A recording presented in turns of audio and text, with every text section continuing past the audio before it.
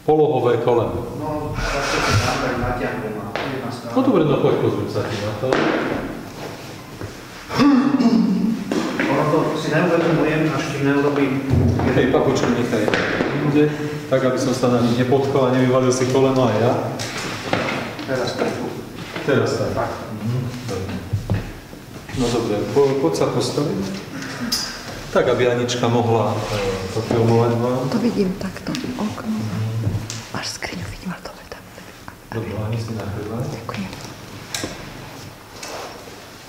Samozrejme, táto pozícia pre koleno a pre choré koleno je obrovský problém. Na to dajte pozor, aby ste takéto niečo nerobili. Jogíni napríklad, ktorí majú problém s kolenom, ďalej jogína.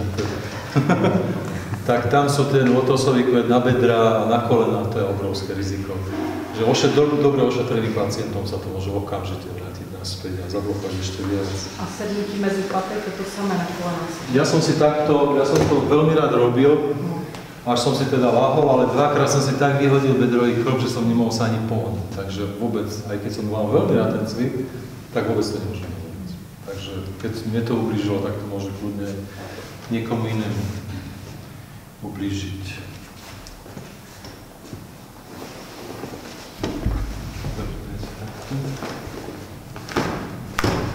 Tu je koleno rotácie podľa mňa. V tej najklasickejšej, ako som ukazoval, to znamená vnútorné rotácie a trošku posunuté smerom tam. Dobre, skús to teraz ešte raz, či je to také isté. No, ešte to ťahá. Dobre, zhruba takisto, presne takisto tam byť chvíľočku? Tak 10% menej to. Ale to je tu. Nemyslíš, že to je meniskus, že? Mysleť si môžeš Nie, lebo svoje, ale to je, niekedy treba zatlačiť meniskus. Je naozaj... Ja to tlačím takto. Takto.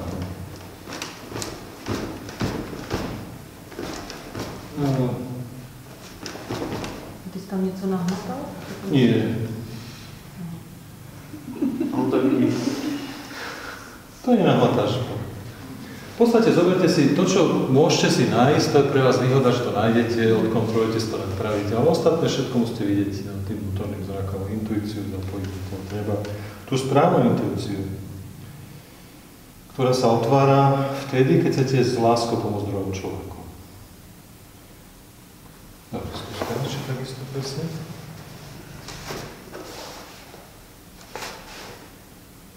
No, asi polovicu lepšie trošku. Takže bol to meniskus vytlačený.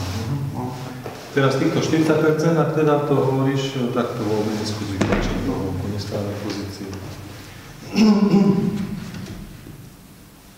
Ešte trošku.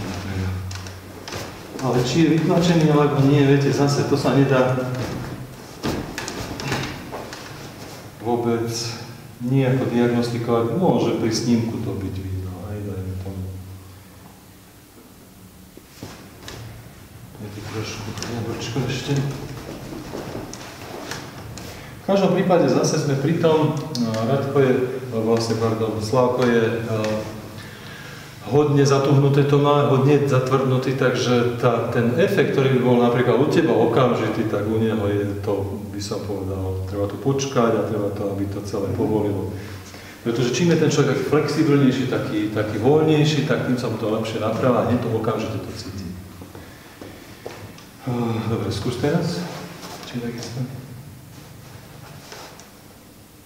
No, je to lepšie. No, dobre. Nechal by som to tak, tento pohyb nerob. Dobre?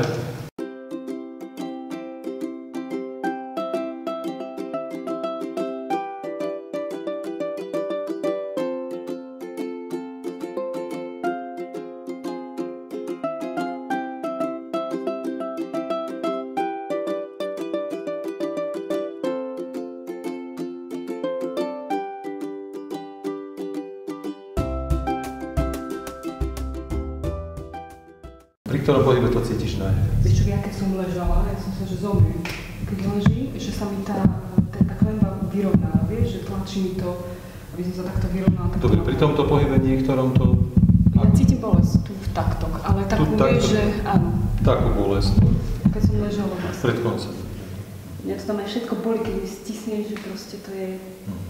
Či to nie je citlivé zo včera. Ešte obličky, že to obličky napraviť, aj sa na to dá.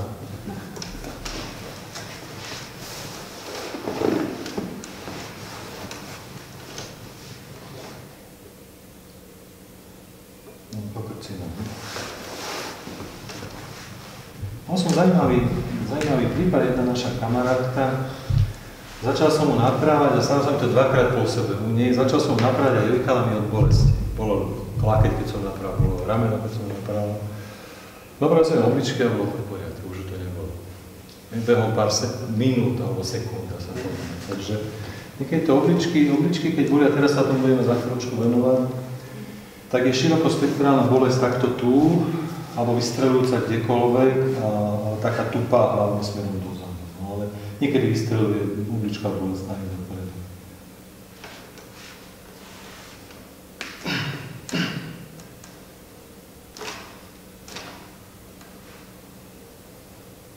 Máš túto pravú obličku, nemáš, dobre. Už to ide. Tam sa môže pri tých rotáciách, viete, tam jednoducho to naťahuje a tie obličky, niekto má napísané aj diagnózy ľudí obličky, že ho nemajú správne a výklad máte na tom OSBčku, taký, kde tam vysvetlím o tej chiropraxii brucha, aké to môže mať nejaké následky a dôsledky, ale niekedy tá dobrá pozícia alebo ten kolaps obličkový môže spôsobovať obrovské problémy. Taká strata energie a obrovské bolesti a bolesti chrbtice a vystrelujúce bolesti do chrbtice. No. Dobre, čo teraz cítiš? To otvorilo toto. Toto sa otvorilo, bolo to za vetvo, ako sa hovorí o Titove. A už je to otvorené. No. Taká, by som povedal, citlivá bytosť ako ty, Marcelka, už by si to mohla aj otvárať. To som už na dvojku, preto aby som vedela si to otvoriť. Obličky sa nebudete učiť, lebo viete, keď ich dobre napravíte, tak sa človek uľaví, ale to je tak obrovské riziko, že ich nedobre napravíte, že to, ja vám to iba... Ale ja pre seba, vieš, keby som to ukázal na sebe. Ja vám ukážem, čo je pre vás bezpečné, ale posúvať pozíciu obličiek by sa vám vôbec nedoporučil, pretože naozaj môže toho človeka totálne nastreliť, aj seba. No, dobre, poď sa postaviť asi. Skús, aká je tá bolesť, či je to presne rovnaké, ako to bolo?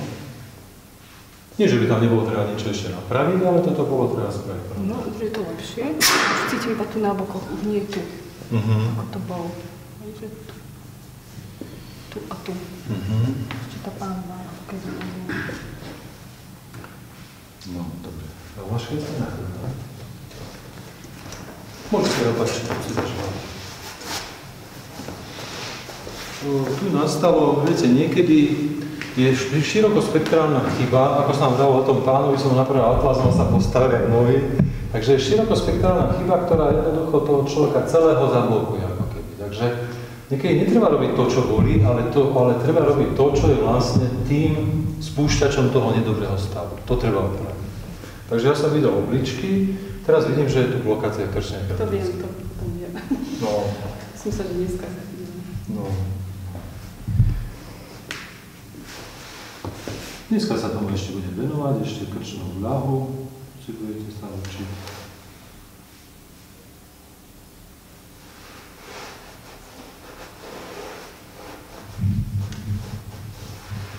Čo tam išlo, ale to bolo ešte. S atlasom si nič nerobil. To tak, sadne sa tak tam kľudne.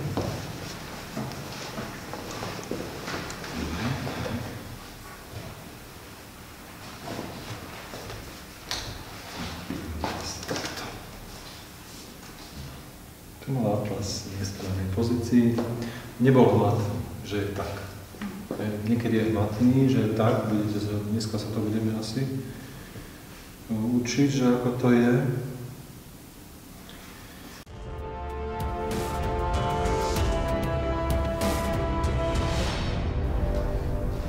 Tento nebol hmatný. Čo? Už to ide, už aj hlava ide, vidíš to? No, takýto pekný úsmev, keď má niekto, keď mu to spravíte, tak to je odmena, čo? No, poď sa postaviť. Dobre, no skús tá bolesť, aká tam je. To som zatiaľ, viete, nič nerobil. Keď sa pohneš, tá bolesť toho chrbta. Tu nie, iba tieto dva body už. Čokoľvek sa na tom priebehu tej životnej energie, samozrejme najdôležitejšie je mozog, nervový systém, hormonálny systém, kdekoľvek sa to zablokuje, tak môže to mať takýto dopad na celý ten organizmus. Takže je veľmi dobré odstrániť tie zásadné veci, aby sa to celé pohlo. Ja sa vždy na to pozerám, skutočne vždy, alebo snažím sa o to, keď je ten človek na terapii, pozerám sa mu, ako mu ide životná energia a čo mu mám urobiť, aby sa to celé pohlo. A tí ľudia potom odchádzajú taký úplne aj energeticky, inak sa im dýcha a všetky tie veci. No, teraz už zase začnem. Dlhšie ležím a to cítim. Už to cítiš. Dobre. Takže toto. Dobre. Ešte srdciečko. Čo sa budete učiť? Boli?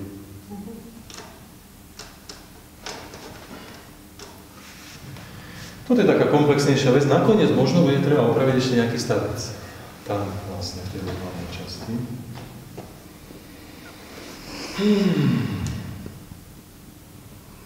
Toto bolo tiež také. Taká si bola asi ako na pol plynu, keby si išla už možno aj dlhšiu dobu, nie? Nebolo to také dynamické, taký prebytok energie si asi necítila. Som dlho u teba nebola. No tak. No, daj sa na rukosu, potom tu dá. Tak nejde o to len, že to koľko ku mne príde, ale hlavne o to, ako sa snaží a ako sa vlastne dáva neustále do poriadku. No, to je kostrč. Teraz sa naučím tu kostrč. Vlastne. Naprava, takže tu som jednoznačne diagnostikoval, že kostrč je posunutá takto. Takže idem teraz naprávať. Presne za chvíľočku sa tu budete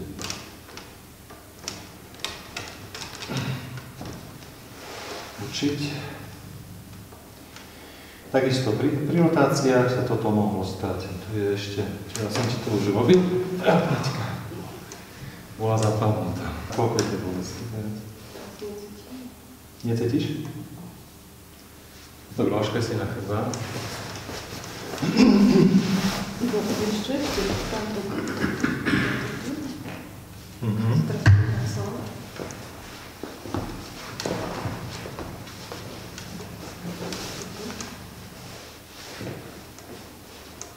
Tu je pomerne veľa chýb. Ono sa to niekedy tie chyby... Viete, človek tak ide, ako moja maminka. Kopala v záhrade, kopala a mohla kopať celý deň, ale keď odložila motiku, tak nevedela prísť domov. Takže keď človek z toho trázu nevedela zájsť domov do kuchyny. Tú motiku nevedela odniesť. Lebo prešiel ten trans toho... to prešlo a už potom akože mala veľký problém prísť do kuchyne a sadnúť si. Toto? Tu je vypadnuté rebro.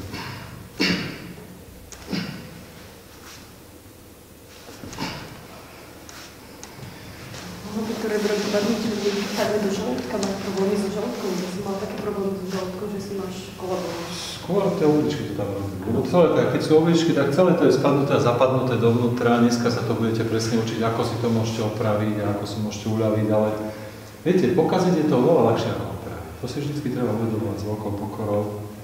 Dobre, ako to teraz? Ako to boli? Tak daj si pozor, no, nemal byť ani nikto moc. Dneska. Hej, ja by som to zatiaľ nechal tak nadsať. Dobre? No. Takže lepšie, no. Môžem sa nadýchnuť. No, tak dýchaj. Zatiaľ nadýchnuť. No. Nech sa páči.